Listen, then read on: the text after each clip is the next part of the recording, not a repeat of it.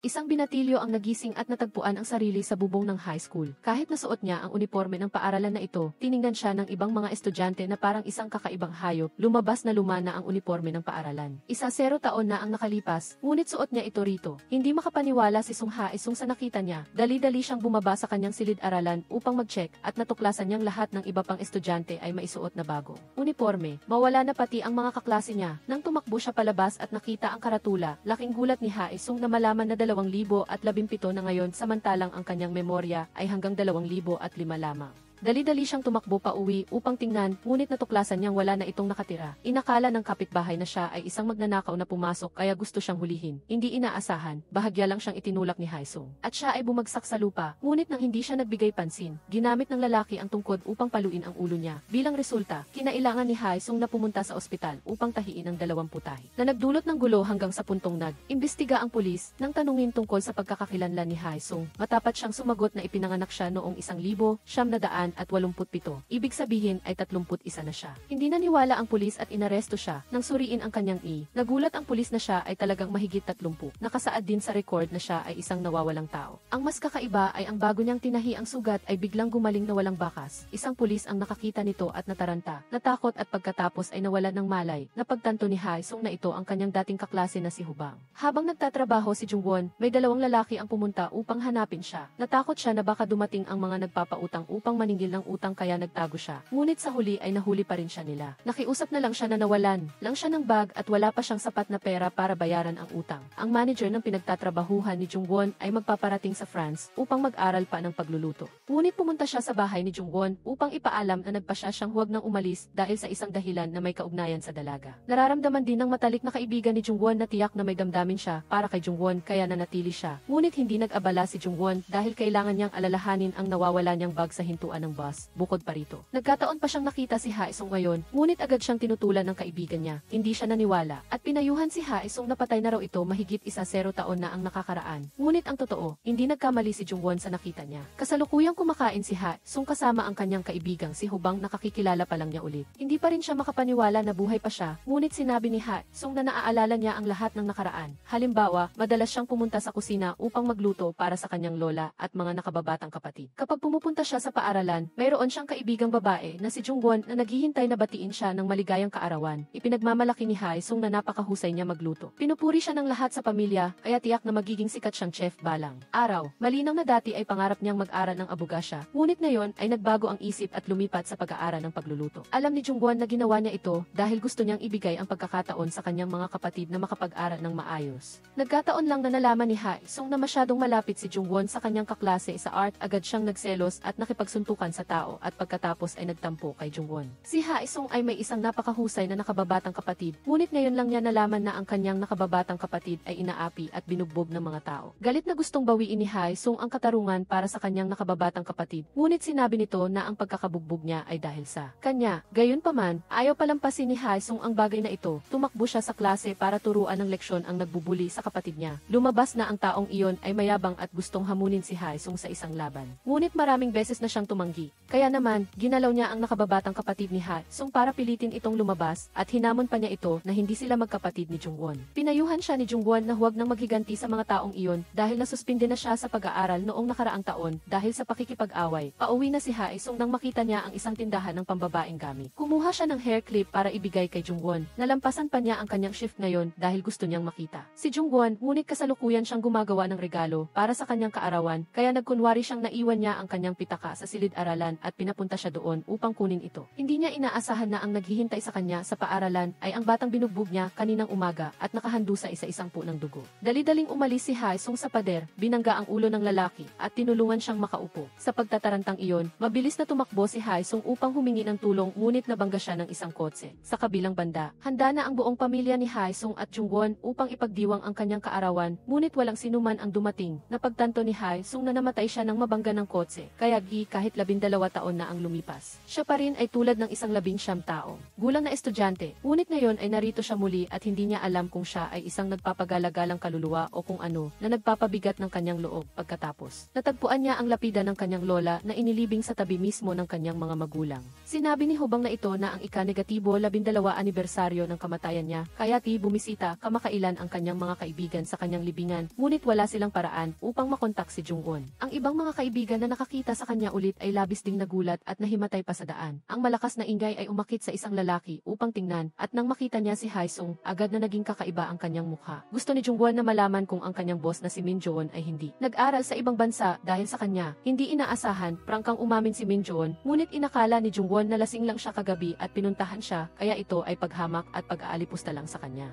Kahit ganoon, nahulog niya ang papel na isinulat niya kaninang umaga na naglalaman ng sasabihin niya kay Min Joon na nagpangiti rito dahil sa katangahan niya. Napagtanto ni Haesung na ang kanyang nakababatang kapatid ay lumaki at ngayon ay sumasama na sa mga gangster na naniningil ng utang sa iba, samantalang ang batang lalaki sa kanyang paningin ay dating napakabait at mahusay sa pag-aaral. Isang kakaibang tunog ang pumasok sa tainga ni Haesung na nagpamulat sa kanya na may kakayahan siyang marinig ang sinasabi ng iba kahit malayo. Narinig din niya ang utos ng lider sa grupo ay Haechul na pumunta at singilin si Jungwon at kung hindi ito magbabayad, kalbuhin na lang niya. Nang buksan ni Haesung ang pinto at pumasok, nakita niya na binubugbog ng ibang tao ang kanyang nakababatang kapatid at nang hawakan niya ang kamay ng lider, na isabog niya sila palayo. Sa simula, gusto pa siyang saktan ng mga ito, ngunit natakot sila ngayon at ibinigay ang kasalukuyang address ni Jungwon. Samantala, wala pang alam si Jungwon, kasalukuyan siyang inaalok ng pag-ibig ng kanyang boss, ngunit umiwas siya at umalis. Siniraan pa niya ang sarili na may utang siya sa mga loan shark at dating sugarol, ngunit hindi ito pinansin ni Min Joon at lalo pa siyang nagustuhan. Nang makuha ang address ni Jungwon, pumunta agad si Haesung doon upang hanapin siya, ngunit wala siyang nakitang sinuman sa bahay. Kaya naghintay siya hanggang gabi. Ang lider ng gang, bilang paghihiganti sa nangyari kaninang umaga, ay nagdala ng kanyang mga tauhan upang saktan siya. Nang umuwi si Jungwon galing sa trabaho, nakita niya si Haesung na may maraming sugat na nakahiga sa ilalim ng ulan. Dali-dali siyang ipinasok sa bahay at tumawag sa pulis, ngunit hindi niya inaasahang maririnig ang pangalan niya habang inaantok siya. Dahil doon, hindi na tumawag ng pulis si Jungwon. Hindi siya makapaniwala na ang lalaking ito ay kamukhang-kamukha ng kanyang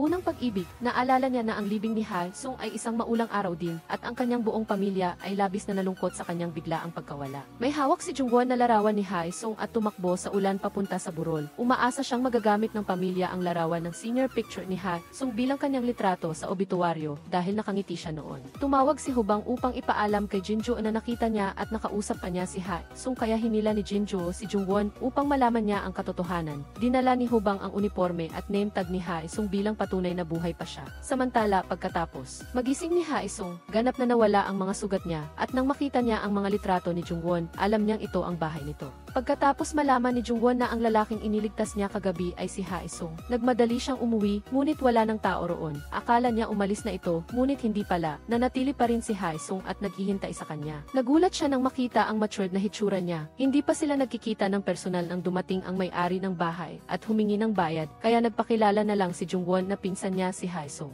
Nagulat si Haesung na hindi man lang niya mabayaran ang upa at may utang pa siya sa mga loan shark. Bakit ba niya hinayaan ang sarili na mamuhay ng miserable? Dahil hindi nakita si Jungwon sa trabaho, pinuntahan siya ni Min Joon sa bahay. Sinabi na lang ni Jungwon na ituring niya siyang parang dati, bilang kanyang assistant chef. Ang eksena kung saan sila nag-uusap ng malapit ay nasaksihan ni Haesung, at medyo naiinis siya. Si Haesung ay tulad pa rin ng 12 taong gulang na estudyante, na komportabling nagkukwento ng nakaraan sa kanya, tungkol sa pagkuha niya ng kanyang pitaka sa klase. Gayunpaman, si Jungwon ay labis na kinabahan dahil inisip niya na sinisisi siya ni Haesung na siya ang dahilan kung bakit na aksidente ito at namatay. Noon, kahit namatay na si Haesung, dinadala pa rin niya ang kaso ng pagpatay sa kanyang kaklase. Tiyak si Jungwon na hindi siya ganoong tao. Nang papunta na si Haechul sa bahay ni Jungwon para maningil ng utang, nagkataon lang na nakita niya si Haesung, kaya dali-dali siyang tumakas dahil sa takot. Takot na takot pa siyang lumuhod at nagsorry, humihingi ng tawad, at sinabing kailangan niyang maging gangster dahil kapatid siya ng isang mamamatay tao. Agad na tumawag si Haesung kay Hubang at tinanong ang tungkol sa sitwasyon. At saka lang niya nalaman na patay na ang masamang lalaking si Gongchul na nakahandusay sa paaralan. Nang makita niya ito, buhay pa ito kaya tumakbo siya upang humingi ng tulong at doon siya na aksidente. At ang dahilan kung bakit kinakabahan si Jungwon ay dahil inako niya ang sisi sa pagkawala niya. Pagkatapos ay nagkaroon siya ng mental breakdown at huminto sa pag-aaral. Ang kanyang lola ay na-ospital dahil sa malubhang sakit at si Jungwon ang nag-alala sa kanya noong panahong iyon kaya siya nangutang sa mga loan shark. Nang malaman ang katotohanan, tumakbo agad si Ha-isung para hanapin si Jungwon at sabihin sa kanya na ang nangyari 12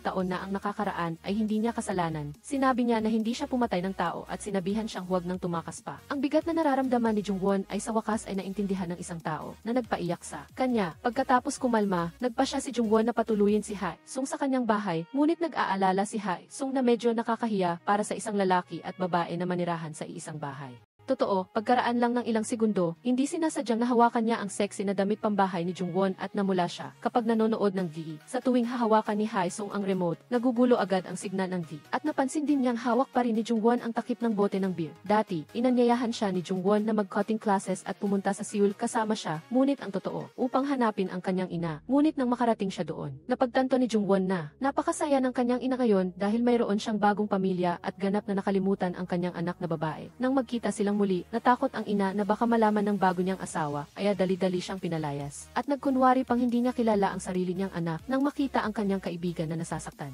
Galit na galit si Ha-isung kaya binato niya ng bato ang salamin ng kotse nila. Pagkatapos ay naghawak kamay silang tumakas mula sa paghabol ng gwardiya. Gayunpaman, nadapa si Jungwon at dahan-dahang ginamot ni Ha-isung ang kanyang sugat. Sinabi ni Jungwon na ang dahilan kung bakit niya isinama si Ha-isung ay dahil ayaw niyang mag-isa habang hinaharap ang pag-iwan ng kanyang ina. Nagrebelde pa siyang gusto niyang uminom ng lata ng beer upang gumaan ang pakiramdam. Kaya sinunod na lang siya ni Ha-isung at nagpalit ng kanyang uniforme at palihim na bumili ng lata ng beer. Pagkatapos ay tinanggal pa niya ang takip ng lata ng beer at ibinigay sa kanya. Tinuring itong parang singsing at isinuot sa palasingsingan niya. Maaga pa lang. Tumakbo na si Ha-isung upang hanapin ang kanyang nakababatang kapatid na si Ha-chul, ngunit tumakas lang ito na parang nakakita ng multo. Kinailangan pang kumpirmahin ni Hubang na hindi multo si Ha-isung bago siya naniwala na buhay ang kanyang kuya. Pagkatapos, binigyan ni Ha-isung ng leksyon ang mga gangster. Kailangan lang niya silang saktan ng bahagya at nagmistulang tumubo sila ng pakpak at lumipad kung saan-saan. Pagkatapos, sinabi rin niya sa kanila na huwag nang maningil ng utang kay Jungwon, na babayaran niya rin ang lahat. At sinabing simula ngayon ay hindi na nila kasamahan si Ha-chul. Nadarama ni Ha-isung na may kasalanan siya dahil kung hindi nangyari ang insidente 12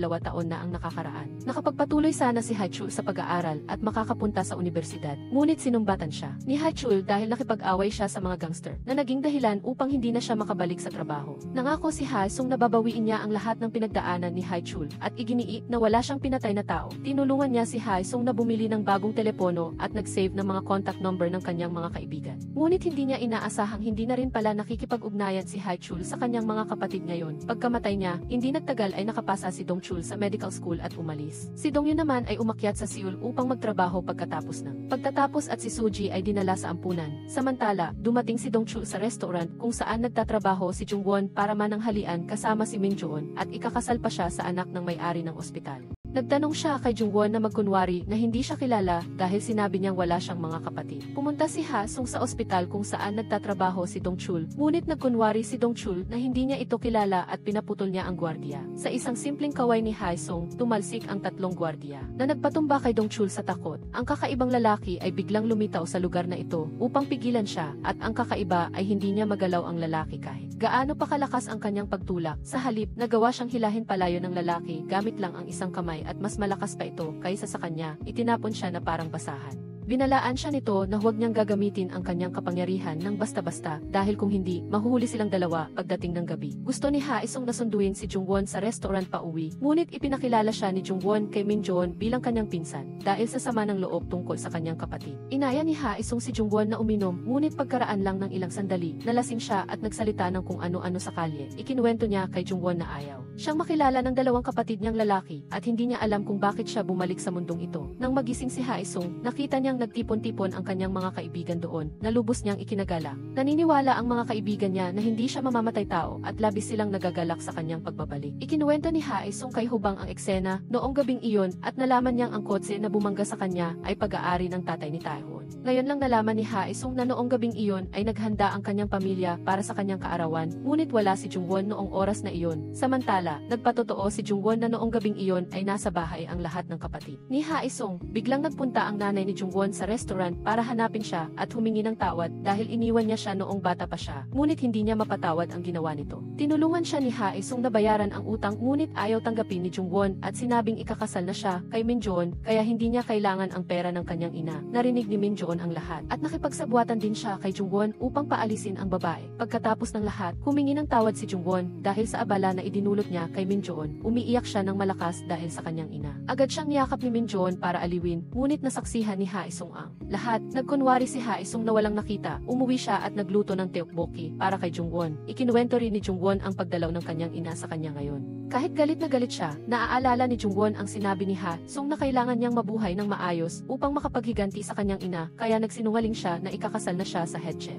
Sinabi niya na wala silang relasyon ni Minjoon, kaya masayang ngumiti si Haesung. Naalala ni Haesung ang sinabi niya, tinanong niya si Jungwon kung nandoon si Dongchul sa bahay noong gabing iyon, at kinumpirma ni Jungwon na wala ito sa bahay at hindi niya ito sinabi sa pulis. Plano ni Ho Bang nahayaan si Haesung na tumira muna sa bahay niya, ngunit hindi niya inaasahang dumating ang kanyang tatay, kaya hindi na siya makalipat at kailangan niyang tumira pa rin kasama si Jungwon. Nakita ng mga estudyante si Haesung kaya nagkagusto sila at humingi ng numero niya. Agad namang nagsiselo si Jungwon sa kanila pero tinawag siyang peke at matandang dalaga. Dinala ni Taehon si Haesung upang makita ang kanyang nakababatang kapatid dahil nagtatrabaho ito sa parehong lugar niya ngayon. Ngunit ang nasaksihan ni Haesung ay ang kapatid niya na inaakusahan ng pagiging kabit at binugbog mismo sa pinagtatrabahuhan. Pagkatapos ay nawalan ng malay si Yaong-in sa lugar. Nang imulat niya ang kanyang mga mata ay nakita niya ang kanyang kuya na naghihintay sa kanya kaya inakala niya na nananaginip pa rin siya. Sinabi ni Yaong-in na kung paninindiganan siya ng kuya niya noon, hindi sana siya inaapi ng ganyan. Sa nangyari ngayon, biktima rin siya dahil naniwala siya sa sinabi ng lalaking iyon. Agad na hinanap ni Haesung ang lalaki at pinilit itong humingi ng tawad at bayaran ang utang sa kanyang kapatid, ngunit hindi ito nag-alala. Agad siyang nagalit at nais niyang buhatin ang lamesa at paluin ang lalaki, ngunit lumitaw ang isa pang lalaki upang pigilan siya. Ngunit nang malaman na nilinlang nito si Yaong-in, bumalik ang lalaki sa tindahan upang turuan ito ng leksyon. Kinilala niya ang kanyang sarili bilang ama ni Yaong-in at pagkatapos sa isang tingin lamang ay pinasabog niya ang bumbilya sa tindahan. Siya at si Haesung ay tila naglalaro ng pickleball at ang bola ay ang lalaking manloloko. Lumalabas na si An Tae-bok ay tulad niya, isang taong bumalik mula sa kamatayan.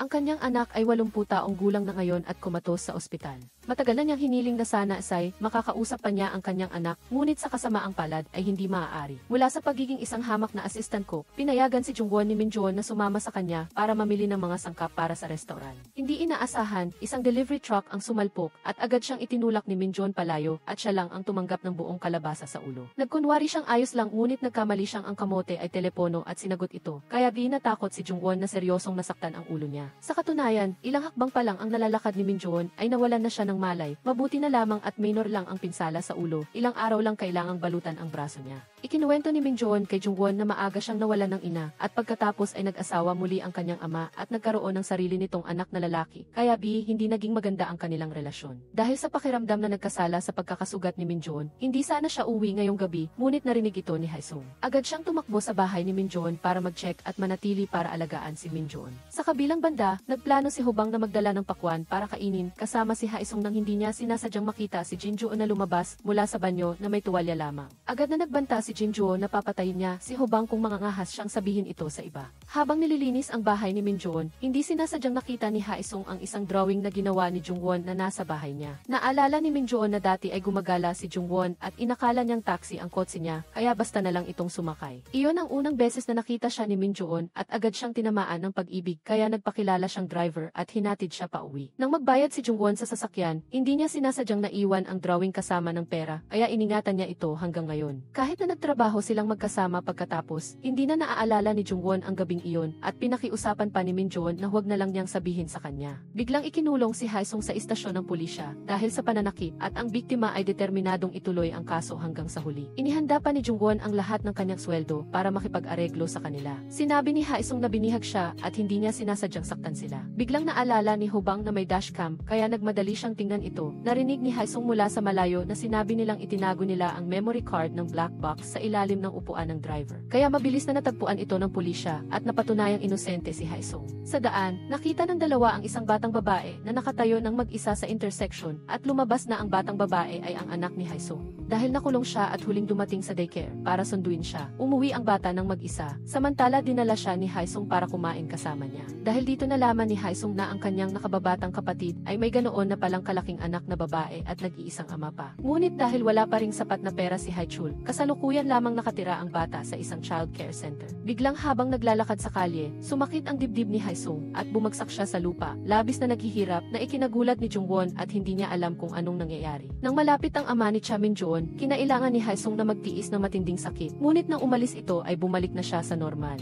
Dahil nandoon ang may-ari ng inuupahan at naghihintay na maningil ng upa, lihim na nagpunta sina Jungwon at Haesung sa restaurant kung saan siya nagtatrabaho para magpalipas ng gabi. Pagkatapos ay magkasama silang pumunta sa kusina para magluto ng pansit para kainin. Sinabi niya na assistant cook siya, kaya hindi siya pinapayagang gumamit ng matigas na kawali at kung malalaman ng iba, sisantehin siya agad. Dati, gusto ni Jungwon ang pagpipinta, kaya inakala ni Haesung na ipagpapatuloy niya ang pangarap na ito. Ngunit sa huli, pinili niyang maging chef. Dahil palagi niyang sinisisi ang sarili sa pagkamatay ni Haesung, nawalan siya ng gana at ayaw ng mag-aral. Biglang, isang araw, na-realize niya na kung buhay pa si Haesung, malamang na nagtatrabaho siya sa isang restaurant na nakasuot ng uniforme ng head chef. Kaya nagdesisyon si Jungwon na sundin ang propesyon na ito at masaya siya dahil tinutupad niya ang hindi natapos na pangarap ni Haesung. Dumating si Cha Min-joon sa restaurant sa hating gabi kaya napilitan silang magtago sa ilalim ng mesa, ngunit naaamoy niya ang pagkain na kinain nilang dalawa kanina. Hindi pa rin niya napapansin at nagplano siyang mag-text kay Jungwon at tanungin kung nasaan ito. Ngunit hindi inaasahang paglingon niya ay lumitaw na ito sa harap niya. Gumawa si Jungwon ng kwento na gusto niyang manatili at magsanay gumawa ng pasta at naniwala talaga si Min-joon. Inimbitahan pa siyang uminom ng ilang baso kasama niya. Alam ni Haesung na gumagawa ng kalokohan si Jungwon kapag lasing kaya habang wala si Min-joon, tumakbo siya palabas at inubos ang alak. Kaya tuwing magdaragdag siya ng alak sa baso, inuubos agad ito ni Haesung upang umalis na si Min-joon at minsan pa niyang ininom ang buong bote ng alak. Hindi inaasahang nalasing siya at kusang tumakbo palabas para batiin si Min-joon at pagkatapos ay natulog ng mahimbing sa bahay niya. Nagbalik si Jungwon sa bahay ng kalmado at naglagay pa ng maskara sa mukha. Kaya nagkamali si hubang na siya si Jinjo at humingi ng tawad dahil sa pagtingin sa kanya habang naliligo. Samantala, nang magising si Haesung mula sa pagkalasing, napansin niya na may hair clip si Min-joon na katulad ng binili niya noon para kay Jungwon. Sa wakas ay nakita rin ni Haesung ang dalawa niyang nakababatang kapatid na sina Yaong-in at Suji at dahil kay Taehon, kaya siya muling nakasama ang kanyang pamilya.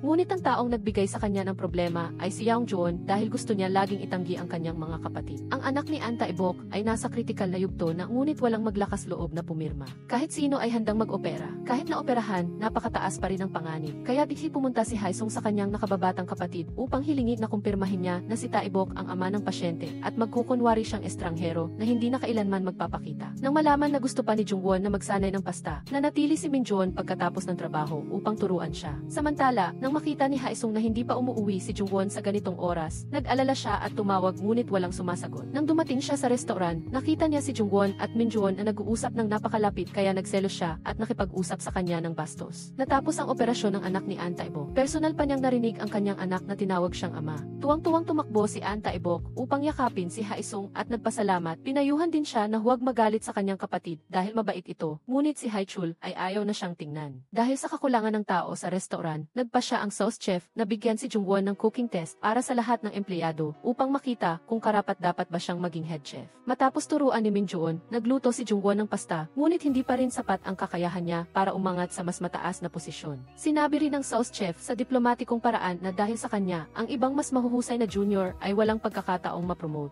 Samantala, labis na nag-alala si Haesung dahil sa problema ng kanyang kapatid, kaya nag-text siya kay Jungwon na gusto niya siyang makita at hihintayin siya sa bahay. Ngunit pumunta siya sa harap ng restaurant upang maghintay, ngunit hindi niya sinabi ang kanyang nararamdaman. Nang makita ang hindi magandang hitsura ni Jungwon, nag-alala siyang nagtanong kung ano ang problema. Labis siyang nalungkot dahil hindi niya magawang gawin ang lahat ng maayos para sa kanya at patuloy siyang nabibigo. Pagod na sumandal si Jungwon kay Haesung at paulit-ulit na humingi ng tawad. Dahan-dahang sinabi ni Haesung na hindi na niya kailangang mamuhay para sa kanya. Dahil nakabalik na siya, simula ngayon ay gawin niya na ang gusto niya. Sakto namang lumabas si Min-joon nang magkayakap ang dalawa. Nang makita ito, binitawan siya ni Haesung at sinabing may trabaho siyang kailangang puntahan upang mag-usap silang dalawa ng pribado. Gayunpaman, pagkaraan ng ilang sandali, nagmadali si Jungwon na humabol kay Haesung at sabay silang umuwi. Sinubukan ni Min-joon na palakasin ang loob niya na huwag panghinaan ng loob dahil sa pagkabigo na ito dahil ginawa niya ang lahat ng napakahusay. Napansin ni Jungwon na may sariling problema si Haesung. Alam niyang tungkol ito sa kanyang mga kapatid, kaya pinayuhan niya ito itong mamuhay para sa sarili niya at huwag masyadong mamuhay para sa kanyang mga kapatid. Totoo iyon, ngunit kinukumbinsi pa rin ni Haesung ang sarili na isang araw ay patatawarin din siya ni Yeongjoon dahil mabait ang bata. Matapos muling imbestigahan ni Hobang ang driver na nakabangga kay Haesung noong panahong iyon. Siya ay driver ng ama ni Taehon, ngunit namatay kamakailan lamang. Sa libing, ang asawa ng driver ay umiiyak at nagsasabing hindi ang kanyang asawa ang sanhi ng aksidente, ngunit pagkaraan ng ilang sandali ay tinanggi niya ang kanyang sinabi. Mausisa si Haesung kung maaari pa bang gamitin ang kanyang kapangyarihan dahil gusto niyang tulungan ang kanyang mga kapatid. Kaya humingi siya ng tulong kay An Tae-bok, ngunit hindi pa rin niya naaabot ang kakayahang makita ang daan-daang metro ang layo. Pagkatapos mag-concentrate, sa wakas ay nakita ni Haesung ang isang maliit na text message na napakalayo sa kanyang kinatatayuan.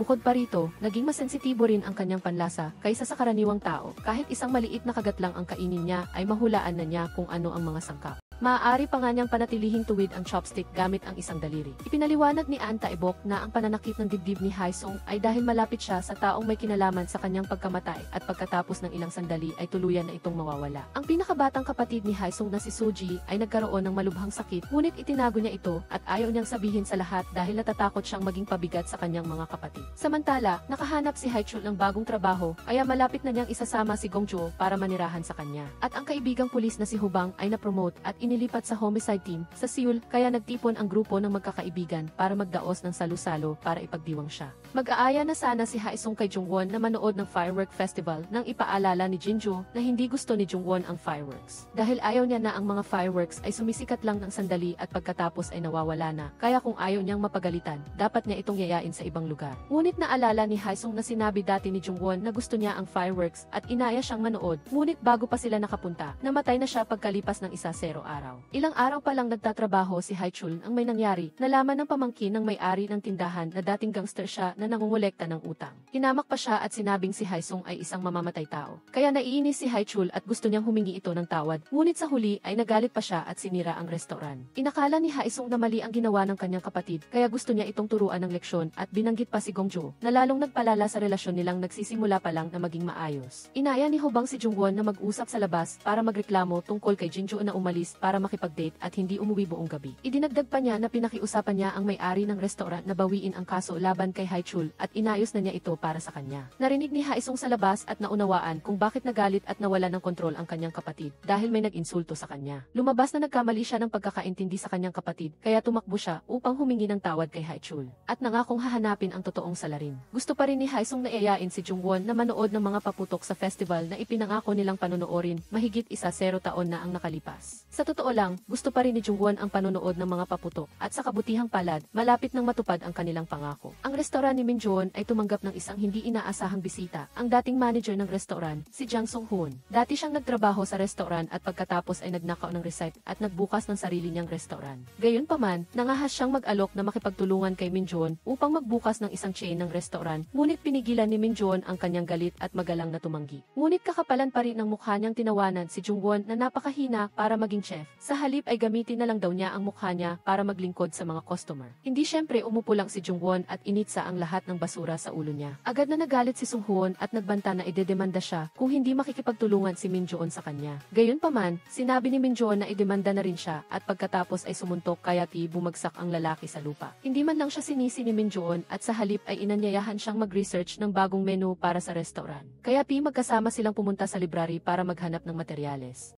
Ikinuwento pa ni Minjoon na madalas siyang inaalok ng kape na binibili ng mga babae para sa kanya. Gayunpaman, nagkamali siyang kumuha ng lata ng kape ng iba at ininom ito. Ang resulta ay kailangan niyang bumili ng bagong lata para sa tao na labis na ikinatawa ni Jungwon hanggang sa umagos ang luha niya. Sinabi ni An Tae-bok na malungkot na namatay ang kanyang anak. Ang mga bagay na nagpapabigat sa kanyang loob sa mundong ito ay wala na rin kaya marahil ay babalik siya sa pinanggalingan niya pagkatapos mamatay. Kahit papaano ay aalis din si Haesung balang araw, kaya pinayuhan niya itong subukang tapusin ang mga hindi pa natatapos na gawain bago pa huli ang lahat. Ngayong gabi ang araw ng appointment para manood ng fireworks, kaya humingi ng pahintulot si Jungwon. Kay Minjoon na tapusin ang kanyang gabi ng mas maaga. Hindi inaasahang nagbago ang schedule ng charity camping trip ng restaurant, kaya sinabi ng sauce chef na kailangang manatili ang lahat para maghanda at hindi maaaring umuwi ng maaga. Nang makita na sabik si Jungwon, sinabi ni Minjoon na malapit na ring matapos ang trabaho, kaya maaari na siyang umuwi at siya na ang bahala sa natitira. Nang papalapit na siya sa pinag-appointmentan nila, muling sumakit ang dibdib ni Haesung. Agad siyang lumingalinga sa paligid para tingnan kung sino ang taong may kinalaman sa kanyang pagkamatay. Gayunpaman, wala pa siyang pagkakataong makita na ang taong iyon ay ang ama ni Taehon at Minjon dahil nasa ospital din ito. Sa kabilang banda, nakita ni Jungwon ang isang matandang babae na nawala ng kontrol sa manibela kaya nadulas ang delivery van. Tumakbo siya para tumulong ngunit mabilis na naharang ni Minjon ang sasakyan. Papunta na sana siya para tulungan siya nang biglang may dumating na sasakyan at bumangga kay Minjon kaya nawalan siya ng malay. Kaya kinailangan ni Jungwon na manatili sa ospital upang bantayan si Minjon. Kaya hindi siya makakapunta sa festival kasama si Haesung. Nang tumakbo siya patungo doon, saktong nagsisimula na ang mga paputok, ngunit maaari lang siyang manood ng mag-isa dahil wala si Jungwon. Nang magising si Minjon, sinabi niya kay Jungwon na pumunta na sa appointment at magpapahanap siya ng ibang tao na papalit sa kanya sa ospital. Kaya nagmadali si Jungwon na tumakbo patungo doon, ngunit sa kasamaang palad ay tapos na ang mga paputok. Alam ni Haesung ang dahilan kaya hindi niya ito sinisisi. Nangako si Jungwon na sa susunod na taon ay magkasama silang pupunta at sa kasalukuyan ay nagpapatuloy pa rin silang mag-camping at kumain ng mga inihanda niyang pagkain. Nagdala pa si Jungwon ng maliit na fireworks para pasayahin si Haesung. Kahit hindi sila nakapanood ng fireworks, masaya pa rin ang kanilang date. Naghinala si Haesung na ang pumatay sa kanya ay maaaring nasa ospital kaya nag-check siya. Ngunit sa pagkakataong ito ay hindi na sumakit ang kanyang dibdib. Gayunpaman, paglabas niya, sumakit ang kanyang dibdib ngunit wala pa rin siyang mahanap na kahinahinala. Samantala, nakita ni Cha Kwon-pyo ang mukha niya at labis siyang nagulat nang makita siya doon. Sinabi ng asawa ng driver kay Cha Kwon-pyo na may pulis na nagtanong tungkol sa aksidente 12 taon na ang nakalipas sa libing ng kanyang asawa. Nagtaka siya kung ano ang sinabi niya sa kanyang asawa na nagpahirap sa kanya na tanggapin ang isang kasunduan. Ang asawa ng driver ay tiyahin din ni Minjon at ipinaalam niya na malapit na siyang lumipat sa Australia para manirahan doon kaya pinayuhan niya siyang mamuhay ng maayos. Ang may-ari ng inuupahan ay sawa na sa hindi pagbabayad ni Jungwon ng upa kaya mariin niyang gustong ilabas ang mga gamit nito. Ngunit nang makita niya si An Tae-bok, bigla itong nagkagusto sa kanya at inakala niyang siya ang ama ni Jungwon kaya nagpa siya itong huwag na siyang paalisin. Nagtataka si Haesung kung paano siya nakakuha ng pera upang bayaran ang mga bayarin sa ospital ng kanyang anak. Ikinuwento ni An Tae-bok na ipinanganak siya noong panahon ng digmaan kaya ang trabaho niya ay maghukay ng ginseng. Isang araw, nakahukay siya ng isang napakalaking ginseng kaya nagplano siyang maghanap ng bibili nito. Ngunit nalunod siya sa ilog at namatay kaya nang makabalik siya sa mundong ito, hinanap niya ang ginseng at ipinagbili ito sa napakamahal na presyo. Malapit na siyang umalis kaya gusto niyang ibigay ang natitirang pera kay Haesung. Muling nagpunta ang dalawang gangster kay Jungwon, ngunit sa pagkakataong ito ay hindi na para maningil ng utang kundi para ipaalam na nabayaran na niya ang buong utang kasama ang interes. Nawal ay hindi niya alam na binayaran na ni Auntie Bixie ang lahat ng utang niya bilang pasasalamat sa pagtulong ni Haesung sa kanya. Tuwang-tuwang sinabi ni Jungwon kay Haesung na simula nang bumalik siya, sunod-sunod na ang magandang nangyayari sa kanya at kahit noong nadapa siya, nakapulot pa siya ng 500 won na barya. Upang magdiwang, gustong manood ni Jungwon ng pelikulang matagal na niyang inaabangan at nagtanan pa silang dalawa ng palihim mula sa kanilang mga kaibigan. Ngunit dahil ito ay horror movie, kinailangan ng empleyado ng sinehan na tingnan ang ni Haesung bago siya papasukin. Kaya kinansela nilang dalawa ang panonood ng pelikula at umuwi na lamang upang magluto ng popcorn at manood sa TV. Ngunit hindi nila inasahan na plano pala ng grupo ng kaibigan na magpunta sa bahay ni Jungwon para magparty. Na noong una ay nagsinungaling siyang nag-o-overtime pa siya, kaya wala silang nagawa kundi magtago at hintayin silang umalis. Dahil kailangan nilang magtago sa isang sulok, lalo pang nagkalapit ang kanilang distansya, na nagpadama kay Jungwon na napakaromantiko ng kapaligiran at ipinikit pa niya ang kanyang mga mata at mumuso, naghihintay na halikan siya. Ngunit hindi ito napansin ni Haesung at nag-alala lang na baka mahuli sila nang biglang tumahimik sa labas. Sa pag-aakalang umalis na ang lahat, nagpabaya silang dalawa at lumabas, ngunit nahuli sila ng grupo ng kaibigan. Gusto ni Haesung at Suchi na magtipon-tipon ang kanilang barkada para kumain, ngunit parehong hindi komportable si Jung-in at Hae-chun at ayaw sumama.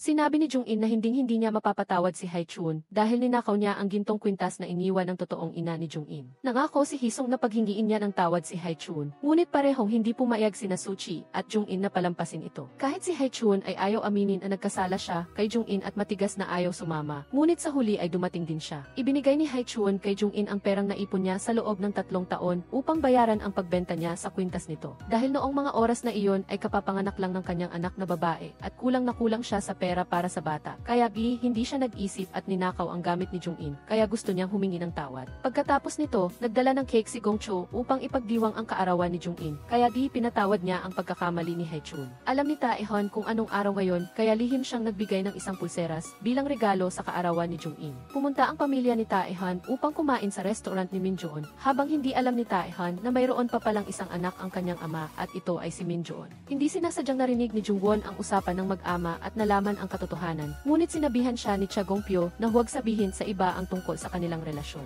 Naalala ni Jungwon ang mga sinabi ni Min Joon sa kanya tungkol sa kanyang pamilya, kaya nakaramdam siya ng pakikiramay. Kaya't dinala niya kay Taehan ang espesyal na pagkain para sa pamilya nito at inanyayahan pa siyang uminom ng ilang baso. Sinabi niya ang totoo na hindi sinasadya niyang narinig ang usapan kaninang umaga. Ngunit masaya si Min Joon dahil may nakarinig sa kanyang paninira sa kanyang ama. Dahil inalo siya ni Jungwon, nag-volunteer si Min Joon na gumawa ng stuffed toy para sa kanya. Ngunit kahit ilang beses siyang magtiklop ay wala siyang nagawa. Samantala, si Jungwon ay nakagawa agad sa isang subok lang na nagpalaki ng mata ni Min Joon sa pagkamangha. Sa kabilang banda, nag-confess si Hisung kay An Tae-bok tungkol sa pagmamahal niya kay Jungwon, ngunit palagi niya itong itinatago. Dahil natatakot siyang baka isang araw ay maglaho siya at masaktan siyang muli. Nakikipag-usap lang siya kay Hisung ngunit sa isang iglap, naglaho na si An Tae-bok at nag-iwan lang ng isang piraso ng papel. Alam ni Hisung na umalis na talaga si An Tae-bok kaya nasaktan siya at niyakap si Jungwon habang umiiyak ng malakas. Hindi rin nagtanong si Jungwon kung anong problema niya dahil alam niyang sasabihin niya kung gugustuhin niya, kaya nanatili lang si Jungwon sa tabi niya upang aliwin siya. Sa liham, sinabihan din ni An Tae-bok si Hisung na ipagpatuloy ang pagtupad ng kanyang mga pangarap at huwag na siyang malungkot sa pagkawala niya. Kinabukasan, sinabi ni Hisung kay Hubang na kung malapit siya sa pumatay sa kanya, masakit ang kanyang dibdib. Dahil namatay na ang driver, ipinalagay nila na hindi ang driver ang pumatay kay Haesung at baka pati siya ay pinatay. Kaya sinimula ni Hubang ang investigasyon kay Cha Gongpyo. Sinabi niya na gagawin niya ang lahat para makipagtulungan.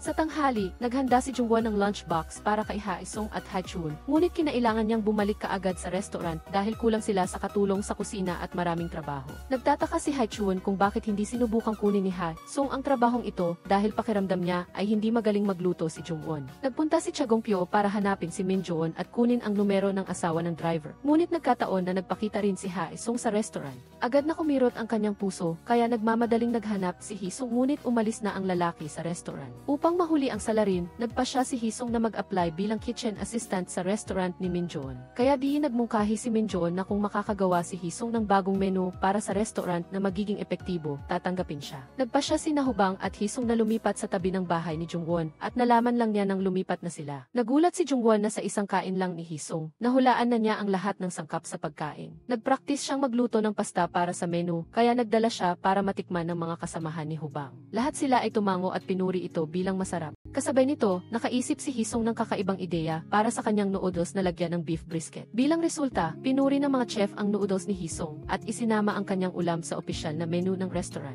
Nagulat si Min Joon dahil hindi naman nag-aral sa anumang paaralan si Hisung ngunit napakasarap magluto, kaya pumayag siyang kunin si Hisung. Lubos ang tiwala ni Jungwon sa kakayahan ni Hisung sa pagluluto, kaya tumaya siyang sa loob ng 0 taon, makakapagbukas na siya ng sarili niyang restaurant. Upang batiin siya, binigyan siya ni Jungwon ng kwintas na may hugis laso na plano niyang iregalo sa kanyang kaarawan, 12 taon na ang nakalipas. Habang isinusuot niya ang kwintas sa kanya, biglang bumahin si Jungwon at aksidenteng nahawakan ang pisngi ni Hisung, na nagpatigil sa kanya, ngunit umasta siyang walang nangyari. Dinala ni Seogon ang kanyang kasamahan sa restaurant ni Min Joon para maghapunan, at nagulat siya nang malaman na nag-aral pala ito sa parehong high school ni Jungwon. Sinabi niya kay Seogon ang tungkol sa nakaraan na nagkaroon siya ng nobyo na namatay sa aksidente, at sinabi naman ito ni Seogon kay Min Joon. Hindi sinasadyang narinig ni Jungwon ang usapan sa labas, kaya nalungkot siya dahil may mga tao pa ring nag-iisip na siya ang pumatay kay Hisung. Umupo na lang siya sa isang sulok sa kusina at umiyak dahil sa kalungkutan. Alam ni Min Joon ang dahilan, kaya hinayaan niya itong magkaroon ng sariling espasyo. Sa kabilang banda, nag-alala si Hisung dahil hating gabi na ay hindi pa siya umuwi, ngunit nagsinungaling lang si Jungwon na marami lang trabaho sa restaurant kaya naabala siya. Akala ni Min Joon na pagkatapos siyang tanggihan ay susuko na siya, ngunit mukhang hindi pa niya ito magagawa. Kaya nagpasya siyang ipagpatuloy ang panunuyo kay Jungwon hanggang sa mapakilos niya ito. Sa unang araw ng trabaho, muntik nang makita ni Hisung si Cha Gongpyo, ngunit sa kasamaang palad ay ayaw ni Min Joon na pumunta ang lalaki sa restaurant. Hindi na pwedeng tumanggap ng bisita si Hisung kaya tumanggi siyang tumanggap ng customer. Nagdaos din ang mga empleyado ng isang welcome party para kay Hisung, ngunit si Hisung at Min Joon lamang ang nakarating sa bar dahil nagkamali ng pinuntahan ang iba. Kahit si Jungwon ay hindi sumama, nag-confess siya kay Jinjo na narinig niya ang masasamang salita ng kanyang kaklase. At patuloy siyang nakakaramdam ng pagkakasala kay Hisung kaya hindi niya magawang tumingin ng diretso sa kanya. Iniisip pa rin ni Min Joon na pinsan niya si Hisung kaya prang kanyang inamin ang nararamdaman niya para kay Jungwon. Pagkatapos uminom, nalasing si Min Joon kaya nakalimutan niyang isuot ang kanyang sapatos at sa kasamaang palad, nakabangga siya ng ilang gangsters. Akala Akala niya ay maaayos niya ito sa pamamagitan ng suntok, ngunit bago pa man siya makakilos, binuhat ni Hisong ang kotse sa likod, na nagpataka sa kanila dahil sa takot. Nagustuhan ni Mingjoon si Hisong kaya sinabi niya na ituring na nilang magkapatid ang isa't isa sa labas ng oras ng trabaho. Dinala pa niya si Hisong sa bahay at gumawa ng pang-alis ng hangover para kay Hisong. Pagkatapos, binigyan pa niya si Hisong ng apron bilang suporta sa bago niyang trabaho. Kinabukasan, nagkasakit ulit si Jungwon kaya nagpatulong siya kay Jinjo na bumili ng gamot para sa kanya. Ngunit tumakbo si Jinjo para ipaalam kay Hisong at sinabihan siyang dalhin ang gamot kay Jungwon. Sinabi na rin ni Jinjo kay Hisong na naghihirap si Jungwon kaya sinadya niyang papuntahin si Hisong para kausapin siya. Kaya giinalagaan ni Hisong si Jungwon buong araw at inalo na maayos pa rin ang kanyang buhay. Kaya hindi niya kailangang sisihin ang sarili. Naghalikan din silang dalawa sa unang pagkakataon pagkatapos ng mahigit 12 taon na pagkakalayo.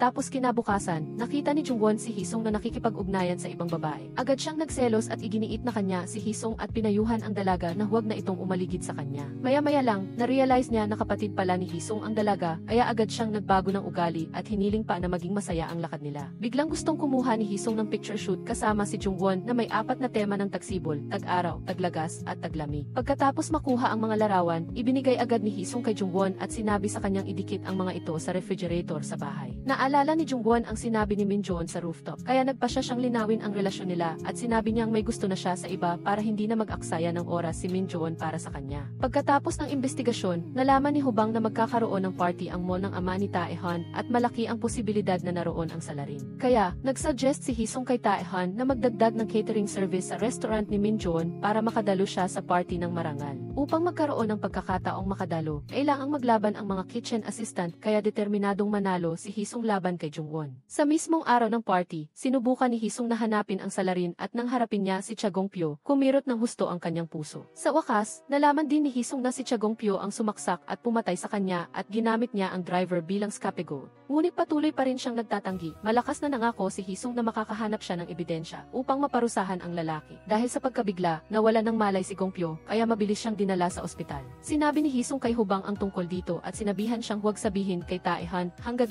hindi pa umaamin ang lalaki sa kanyang kasalanan. Siyempre, hindi lang upo si Chagongpyo at maghihintay na akusahan siya ni Hisong kaya nag-utos siyang imbestigahan ang background nito. Samantala, naglagay sina Hubang at Hisong ng placard sa lugar kung saan na aksidente si Hisong para maghanap ng saksi. Lumalala ang kalagayan ni Suchi, kaya kailangan niyang maghanap ng miyembro ng pamilya na magdodonate ng organ para sa kanya. Ang balak ni Suchi ay sabihin kay Jung-in ngunit may date si Jung-in kay Taehan kaya hindi niya nagawang makipagkita kay Suchi. Sa ospital, hindi sinasadyang nakita ni Suchi si Jung-chul ngunit hindi niya alam kung sino siya. Ngunit nahulaan ni Jung-chul kung sino siya pagkatapos niyang makita ang name tag nito. Gayunpaman, umasta pa rin siyang estranghero at umalis. Mula noong tinanggihan niya si Minjoon, inakala ni Jungwon na iniiwasan siya nito kaya gusto niya siyang yayain na mag-usap pagkatapos ng trabaho para tapusin na ito. Ngunit naka-headset si Minjoon noon kaya hindi niya narinig ang sinabi ni Jungwon kaya pagkatapos ng trabaho ay inaya niya si Hisong na kumain. Ngunit hindi sinasadyang kumain sila sa ibang mesa na nagdulot ng pagbabayad nila ng 500,000 won para sa pagkain ng isa zero tao. Sa daan, nakita ni Hisong ang stall na nagbebenta ng love bracelet kaya bumili siya ng palihim na nagpahula kay Minjoon na may gusto siya sa isang tao. Sinabi rin ni Minjoon sa kanya na umamin siya ng pag-ibig kay Jungwon ngunit tinanggihan siya nito at hindi pa siya handang sumuko ng ganoon kadali. Sa kabilang banda, mas lalo pang naniwala si Jungwon na nagtatanim ng sama ng loob si Minjoon kaya ayaw siyang kausapin. Sinabi ni Jungwon kay Hisong na nakita niya si Songchul at Chagongpyo na magkasama kaya nag-alinlangan si Hisong.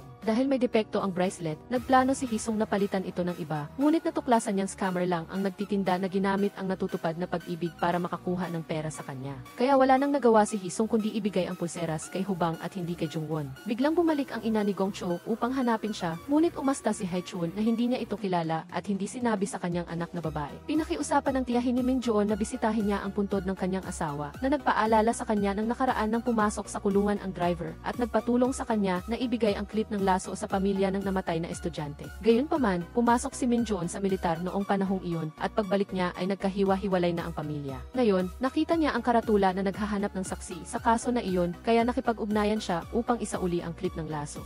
Nakipagkita si Hubang kay Minjoon sa labas at sinabi na hindi ang driver ang tunay na salarin. Sinabi rin ni Hubang na ang pangunahing suspect ngayon ay ang ama ni Minjoon upang maibalik ang kanyang tiyahin bilang saksi. Nakuha rin ni Haichun ang clip ng laso na binili niya para kay Jungwon kaya ibinigay niya itong muli sa dalaga. Pumunta si Haichun para kausapin si Chagongpyo at sinabihan siya na malapit nang bumalik ang asawa ng driver dito kaya mas mabuting umamin na siya sa krimen bago pa huli ang lahat. Sa huli, umamin din si Chagongpyo na siya ang nagmamaneho ng sasakyan na bumangga kay Hisong at pinagbintangang gumawa ng krimen ang driver. Alam din niyang hindi si Hisong ang pumatay kay Gong Cho, ngunit ang lahat ng ebidensya sa pinangyarihan ay nagturo sa kanya bilang salarin. Ibinunyag niya na si Jung Chul ang tunay na pumatay kay Gong Cho at dahil sa pagkakasala sa pagkamatay ni Hai Chun, siya ang nagbayad ng lahat ng gastos sa medikal na paaralan ni Jung Chul. Agad na pinuntahan ni Hai Chun ang kanyang kapatid at tinanong ang totoo, ngunit itinanggi ni Jung Chul na nagbayad ang lalaki ng kanyang matrikula dahil inutusan siya nitong sabihin iyon. Samantala, sinabi ni Cha Gongpyo sa tiyahin ni Min Joon ang kondisyon kung bakit pumayag ang driver na makulong dahil siya ang nag-invest sa restaurant ni Min Joon.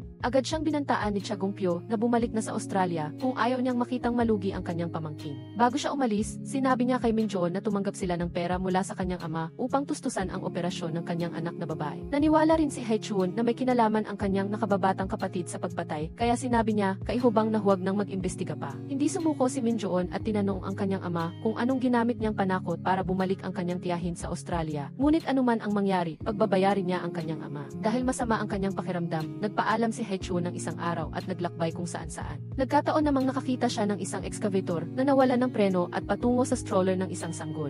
Nagmamadaling ginamit ni Hai Chun ang kanyang mga kamay para pigilan ang sasakyan at tuluyang nawala ng lakas at nahimatay. Dinala siya ng babaeng nagmamaneho ng sasakyan sa ospital para magpagaling, ngunit natuklasan niya na may kakayahan siyang pagalingin ang sarili. Kaya, dinala niya siya sa kanyang bahay bago pa may makakita sa iba. Ang dahilan kung bakit niya ito ginawa ay dahil ang kanyang asawa ay bumalik din mula sa kamatayan at nagkaroon ng parehong kalagayan ni Hai Chun. Hindi niya inasahan na matutulog siya ng 2 araw na nag-aalala kay Jungwon kung may nangyari ba sa kanya. Isang estrangherang babae ang lumapit at sinabi na ligtas si Hai Chun at pinayuhan siyang huwag nang mag-alala. Dahil direkta niyang hinarap si Cha Gongpyo, binawi ng lalaki ang kanyang investment sa restaurant ni Min Joon, kaya siya ay napatalsik at napunta ang pagmamay-ari kay Jang Sung-hoon. Pagkatapos malaman na ang asawa ng babae ay bumalik sa loob ng 6 na buwan, na-curious siya kung kailan siya aalis. Ngunit may kondisyon ang babae na kung mananatili siya at tutulungan siya, sasabihin niya sa kanya. Kaya nanatili si Hai Chun. Nanatili si Hai Chun upang alagaan ang farm ng babae. Ngunit pagkatapos ng ilang araw na trabaho, sinabi ng babae sa kanya na walang sinuman ang nakakaalam kung kailan siya aalis.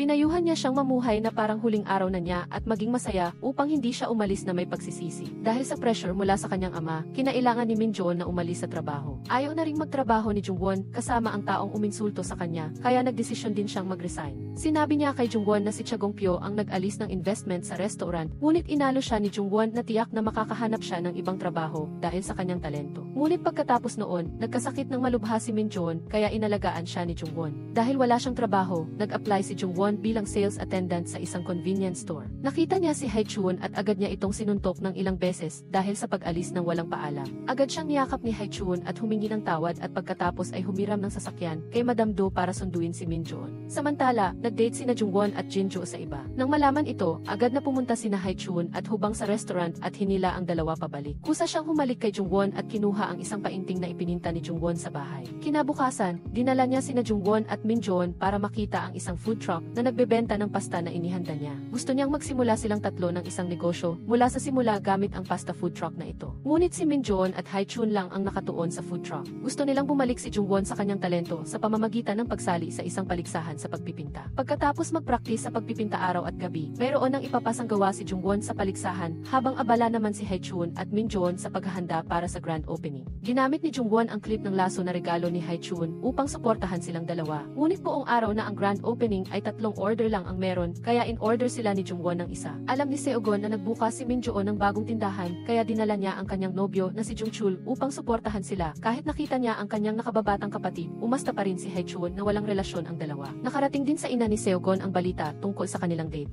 Gustong-gusto ng ginang na ipares ang kanyang anak na babae kay Taehan, kaya tumutol siya sa pakikipag-date nito kay Jonghyun. Sinabihan pa niya si Jonghyun na ayusin ang pagpupulong sa kanyang mga magulang sa Amerika na nagdulot sa kanya ng matinding sakit ng ulo dahil gawa-gawa lang niya ang lahat. Kahit ilang araw ng bukas, kakaunti pa rin ang customer, kaya naisipan ni Hai Sung na mag-ihaw ng karne para maakit ang mga customer sa pamamagitan ng amoy. Gayunpaman, hindi niya inaasahan na isang trial order lang ang binili ng customer. Ngunit dahil sa sobrang sarap, gusto nilang bumalik para bumili pa. Ngunit sa kasamaang palad ay umalis na ang dalawa at isinara ang tindahan. Gayunpaman, nag-post ang customer online para i-promote ang noodle shop na naging dahilan upang maging mausisa ang lahat tungkol sa lasa ng pagkain. Mula noon, mahaba na ang pila ng mga customer para bumili ng trial spaghetti. Kahit si Ginang Do ay dumating para sumuporta. Nang malapit ng mabunyag ang tungkol sa mga magulang ni Jonghyun, sumingit si Cha Gongpyo para ipagtanggol siya, kaya naniwala si Ginang Seogon na talagang mabuti ang pamilya ni Jonghyun. Nag-alok pa siya na ipadala si Jonghyun sa SEA para magtrabaho para sa foundation ng kanyang kumpanya. Sa kabilang banda, hindi pa rin pabor ang kapalaran kay Jungwon dahil hindi nanalo ng anumang parangal ang kanyang obra. Ngunit masaya pa rin siya nang makita ang restaurant ni Ha Sung na may maraming sumusuportang customer. Para pasiglahin si Jungwon, dinala siya ni Ha Sung sa farm kung saan siya pansamantalang nanirahan sa loob ng isang linggo ng kanyang pagkawala. Nag-cosplay silang dalawa bilang mga magsasaka at naranasan ang buhay sa probinsya mula umaga hanggang gabi. Ngunit si Jungwon ay nagpabaya at nahulog ang kanyang hair clip. Dahil huling biyahe na ng bus pabalik sa lungsod, napilitan silang umalis bago pa mahanap ang hair clip. Gayunpaman, si Ha Sung ay nalulungkot pa rin at ayaw kausapin si Jungwon. Inisip pa ni Jungwon na masyado itong nagdaramdam dahil lang sa nawala ang hair clip. Ngunit sa huli, nalaman ni Jungwon na napakahalaga ng clip kay Ha Sung dahil balak niya itong ibigay sa kanya 12 taon na ang nakalipas. Sa pagkaalam na mali ang paratang niya, bumalik si Jungwon sa farm para hanapin ang clip. Sa huli, natagpuan niya ito ng gabi na. Gayunpaman, naligaw siya noon sa gubat ng walang tao. Ngunit dumating si Ha Sung sa tamang oras para sunduin siya. Bigla, may tumawag kay Hubang at sinabing alam niya ang tungkol sa pagpatay sa high school. 12 taon na ang nakalipas at gustong makipagkita sa kanya sa labas. Sinabi ng lalaki na pumunta si Gong Cho sa eskwelahan noong gabing iyon para makipagkita sa isang guro na ikinagalak ni Ha Sung dahil inakala niyang malapit na siyang mapawalang sala. Kinabukasan, dumating ang isang tao mula sa mall ni Taehan upang imbitahan sina Ha Sung at Minjun na dumalo sa street food competition. Gayunpaman, matigas na tumanggi si Minjun dahil ayaw na niyang makisali pa sa kanyang ama. Ngunit pilit pa rin siyang kinumbinsi ni Ha Sung dahil gusto niyang makita ang matanda. Sinabi niya kay Minjun na kailangan niyang ipakita sa matanda na hindi niya ito kayang sirain. Iyon ang pinakamahusay na paraan ng paghihiganti. Inanyayahan ng lalaki si Hubang na makipagkita sa labas at sinabing siya ang nakatatandang kapatid ni Gong Cho, ang pinaslang. Noong gabing iyon, tumawag ang guro sa sining kay Gong Cho at pagkatapos ay tumakbo siya papunta sa paaralan.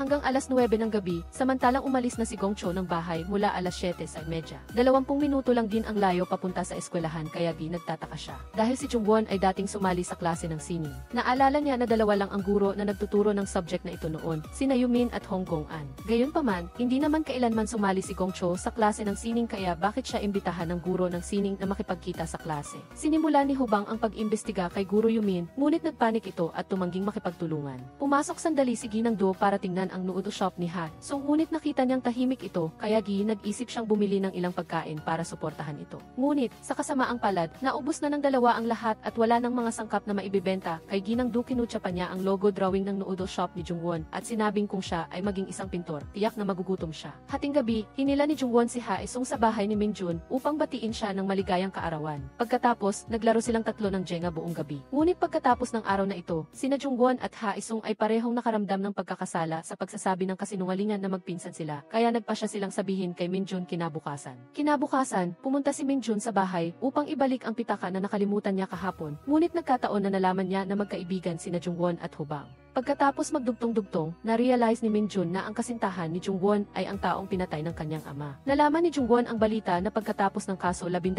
taon na ang nakalipas, ang natitirang guro ng sining na si Hong Gong-an ay nag-migrate sa ibang bansa at hindi na bumalik. Sa huli, nagpasya si Minjun na sumali sa street food competition sa mall at nanalo. Ang nagbigay pa ng parangal sa dalawa ay si Cha Gongpyo mismo, at bago umalis, sinabi ni Minjun na hindi niya ito mapapatawad. Pagkatapos ng kompetisyon, may isang investor na nakapansin sa kanila at nagpahayag ng interes na makipagtulungan upang magbukas ng restaurant para kina Ha Sung at Minjun.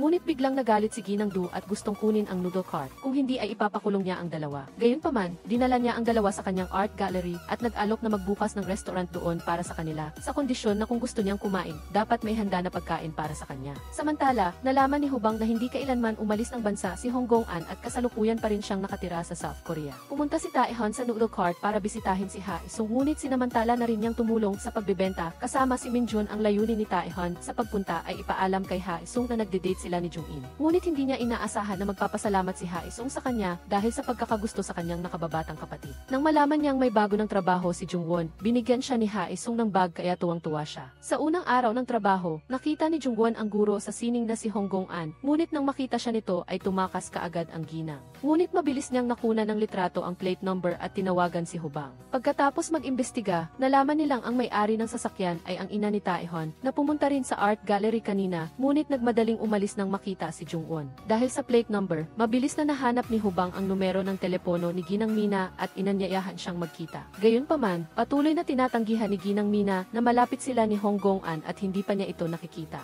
Ngunit sa likod ni Ginang Mina, tumawag siya kay Hong Gong-an at inutusan na kung magtanong ang pulis, kailangan niyang sabihin na hindi sila magkakilala. Sa pamamagitan ng salaysay ng nagbebenta ng painting kay Hong Gong-an, nalaman ni Jungwon na 2 babae ang bumili ng painting ngunit nagparehistro sa ilalim ng pangalan ng isang lalaki na si Teo Dongju. Kaya pumunta siya sa bahay ng lalaki upang tingnan at natuklasan na si Teo Dongju ay anak ni Hong Gong-an. Si Moon Sik ay na-promote kaya inanyayahan niya ang kanyang mga kaibigan sa kanyang kumpanya para sa tanghalian na ikinamangha ni Jinju ngunit ikinaselos naman ni Hubang. Inaayos na ni Minjun ang pagbubukas ng kanyang restaurant at balak sana niyang ipromote si Ha Sung bilang sauce chef, ngunit tumanggi si Ha Sung. Dahil may iba pa siyang plano, mananatili lang siya doon hanggang sa magbukas ang restaurant. Dahil gusto niyang magbukas ng isang kainan para kung sakaling umalis siya, may maiiwan pa rin siya para sa kanyang mga kapatid. Bukod pa rito, gusto niyang sabihin kay Minjun ang buong katotohanan na hindi sila magpinsan ni Jungwon at ang pagbalik niya mula sa kamatayan dahil itinuturing niya si Minjun na parang kapatid niya. Samantala, tiningnan ni Minjun ang yearbook ni Jungwon at natuklasan ang namatay nitong kasintahan. Si Ha Sung pala ito. Nang makarating sila, nalaman nilang alam na ni Minjun ang katotohanan at pumunta siya sa sementeryo para tingnan kung talagang inilibing si Ha Sung. Sa puntong ito, ikinuwento na rin ni Ha Sung kay Minjun ang buong buhay niya. Nakadama siya ng matinding pagkakasala sa paglilihim kay Minjun sa lahat ng panahon. Dahil hindi pa niya lubusang maabsorb ang lahat, umakyat si Minjun sa bundok para maglabas ng stress, ngunit nahulog ang kanyang telepono sa bangin. Isang ibang mountaineer ang hindi sinasadyang nakapulot nito, kaya tumawag siya kay Jungwon para ipaalam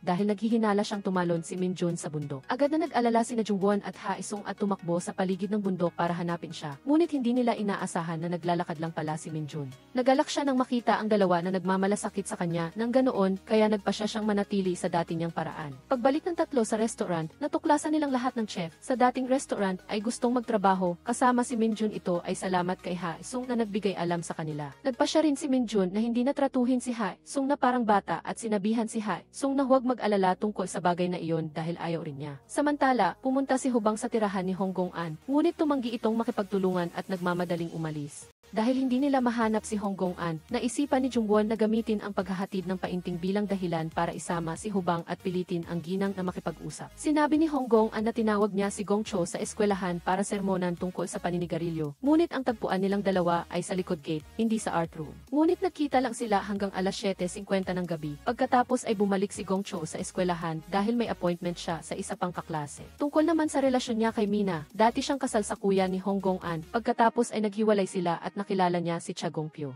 Bukod pa rito, ang kaibigan na nakita ni Gong Cho noong gabing iyon ay ang estudyanteng nakakast sa kanang kamay na madalas niyang kasama. Dinala ni Jong Hyun ang kanyang kasintahan na si Seogon at ang ina nito sa shopping center at nagkataong nakita si Jung In na nagtatrabaho doon. Sa pag-aakala na ang dahilan ng pag-alis ng kanyang kuya ay dahil sa labis na pagnanais na yumaman at umasa sa mayaman, agad na sinermona ni Jung In ang kanyang kuya. Hindi sinasadyang nakita ni Soji ang eksenang ito, ngunit hindi siya nagkaroon ng masamang saloobin sa kuya niya dahil alam niya kung nasaan si Jong Hyun noong gabing aksidente si Ha Sung. Pagkatapos halungkatin ang yearbook, nalaman nila na ang pangalan ng estudyanteng nakakast ay Teo Dong-suk, ngunit nagtataka si Ha Sung kung bakit sinabi sa kanya ni Cha Gong-pyo na si Jong Hyun ang tunay na salarin. Biglang inanyayahan ni Hubang si Jinju sa isang marangyang restaurant para sa hapunan. Pagkatapos, ikinadena niya si Jinju at ang kanyang kamay at sinabing igagapos niya ang puso nito mula ngayon. Hindi pa nagtatagal ang romantikong kapaligiran ng matuklasan ni Hubang na naiwan niya ang susi ng posas sa istasyon ng pulisya, kaya napilitan silang pumunta doon ng nahihiya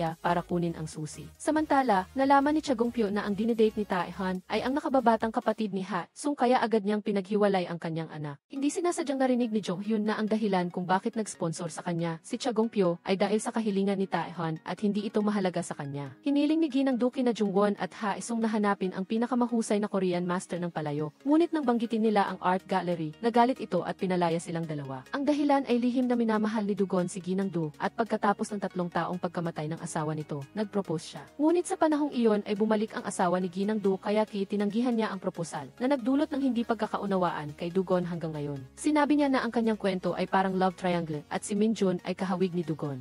Samantala, pumunta sina Jungwon at Haesung sa palengke para bumili ng ilang sangkap sa pagluluto, at dahil sa kanyang kakayahan, alam ni Haesung kung paano pumili ng pinakamasarap na pagkain. Sa kahilingan ni Ginang-do, nagsimulang magluto si Haesung ng pagkain para kay Dugon. Pagkatapos tikman ang masarap na pagkain, pinuri ni Dugon ang talento ni Haesung at inanyayahan silang manatili at uminom kasama niya. Ngunit pagkatapos, nag-iwan siya ng mensahe na pumayag siyang magbukas ng eksibisyon sa art gallery ni Ginang-do. Nang tumingin si Haesung sa salamin, napansin niyang lalo siyang nagiging transparent.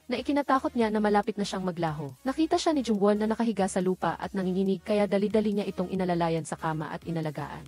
Ikinuwento niya na dati, noong naglalaro sila ng taguan, umiyak siya ng sobra dahil natatakot siyang baka nawawala na siya. Minsan, kinagat siya ng pukyutan at namaga ang kanyang dalawang mata dahil sa pagiging mapaglaro niya sa paglalagay ng pukyutan sa loob ng kanyang sombrero. Ang mga kwento niya ay nagpaiyak kay Haesung ng labis dahil pagkatapos niyang umalis, kailangan niyang magdusa muli. Pagkatapos suriin ang estatwa na ginamit sa pagpatay kay Gongcho, natuklasan ni Hubang na mayroon itong dalawang fingerprint. Ang isa ay kay Haesung at ang isa ay hindi matukoy, na nagpapatunay na ang fingerprint ay hindi nakatala.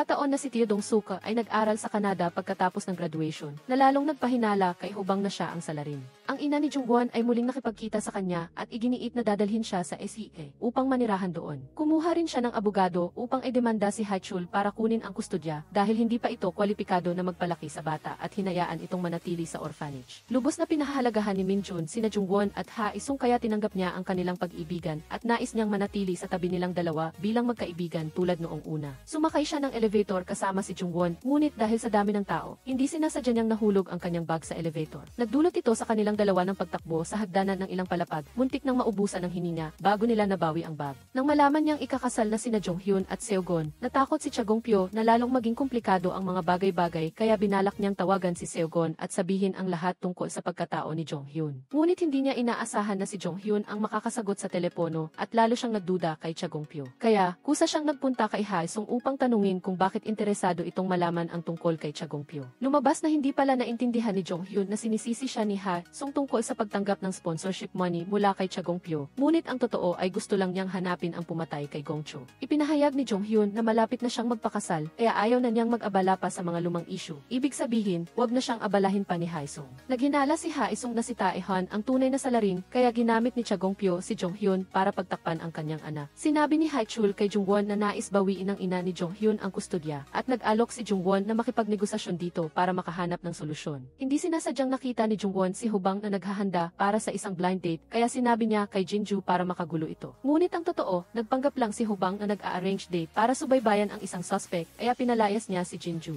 Nang mahuli ang kriminal, nalaman ni Jinju na mali ang ginulo niya at dinala pa siya ni Hubang sa istasyon ng pulisya dahil sa panghihimasok sa opisyal na tungkulin. Nalaman ni Ginang Mina na magkasintahan si Jong-in at ang kanyang anak, kaya nagpunta siya sa bahay nito para takutin at piliting makipaghiwalay kay Taehan. Ininsulto pa niya si Jong-in at sinabing hindi ito karapat-dapat para sa kanyang anak dahil ang kapatid nito ay isang mamamatay tao. Hindi sinasadyang nakita ni Soji ang pangyayari, kaya nagalit siyang sinabi ito kay Haesung, at kahit na nakita niya si Taehan, nagkunwari siyang hindi niya ito nakita at hindi kinausap. Napagtanto ni Jong-in na wala ng patutunguhan ang relasyon nila ni Taehan, kaya kusa siyang nakipaghiwalay dito. Ngunit tunay siyang mahal ni Taehan, kaya gusto niyang ipagpatuloy ito at sisikapin niyang kumbinsihin ang kanyang mga magulang, ngunit hinamak ng ina nito ang pamilya ni Jong-in, kaya gusto na niyang sumuko. Pagkatapos niyang makipagkita sa ina ni Jonghyun, nagulat si Jungwon nang malaman na ang abogado nito ay si Teo Dong-suk. Agad siyang nagtanong kung may naaalala ito tungkol sa gabi kung kailan pinatay si Gongcho, at sinabi nito na may appointment si Gongcho kay Taehan bago iyon, kaya sumama siya. Upang mapatunayan ang kanyang mga hinala, inanyayahan ni Haesung si Taehan na mag-usap sa tabi ng ilog. Sa huli, inamin din ni Taehan na siya ang pumatay kay Gongcho, at noong araw na iyon ay binalaan niya si Gongcho na huwag nang mambuli pa kay Haesung.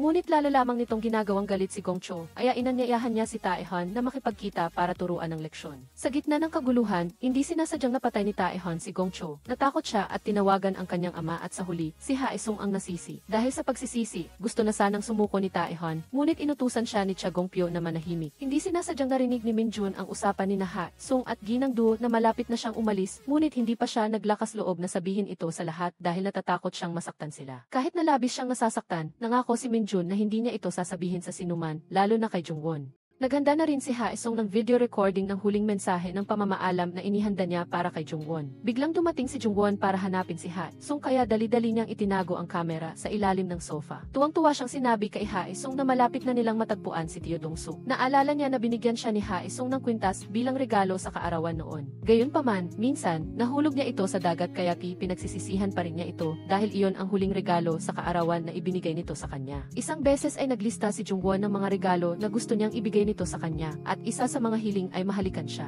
Kaya hinalikan ni Haesung si Jungwon para matupad ang matagal ng hiling ni Jungwon. Dati, ipinahabili ni An Tae-bok sa may-ari ng bahay tuluyan ang isang liham para kay Haesung. Ibinigay niya rito ang isang buong bag ng pera upang matustusan ang kanyang mga nakababatang kapatid. Kaya nagkaroon ng sapat na puhunan si Haesung upang magsimula ng kanyang sariling restaurant. Masayang-masaya si Jungwon at gusto niyang sabihin kina Minchun at Madam Du, ngunit alam na nila ang lahat. Plano pa ni Haesung na makipagtulungan kay Haechul upang magsimula ng isang restaurant upang magkaroon si Haechul ng pagkakataong manalo sa kustodya ng anak. Napagtanto rin ni Adjo si Dong-soo na buhay pa si Haesung kaya nagpunta siya sa art gallery para hanapin si Jungwon. Ngunit tiningnan ni Haesung ang security camera sa labas ng pinto at nakita niya ito. Nagdulot ito ng pagdududa kung talagang walang kinalaman si Adjo si Dong-soo sa pagpatay kay Gongchul. Si Minchun ay nag-aalala pa rin tungkol sa pag-alis ni Haesung. Pinayuhan niya si Haesung na sabihin na agad kay Jungwon sa halip na itago ito sa kanya. Hindi pa rin kayang sabihin ni Haesung ang katotohanan sa kanya. Humingi siya ng tulong kay Minchun na alagaan si Jungwon pagkatapos niyang umalis. Samantala, nagpunta si Minchun kay Gongpyo upang hilingi na humingi ito ng tawad kay Haesung sa pagdulot ng aksidente sa kanya. Narinig ni Tae-han ang usapan at nalaman niyang gumawa ang kanyang ama ng maraming masasamang bagay upang protektahan siya.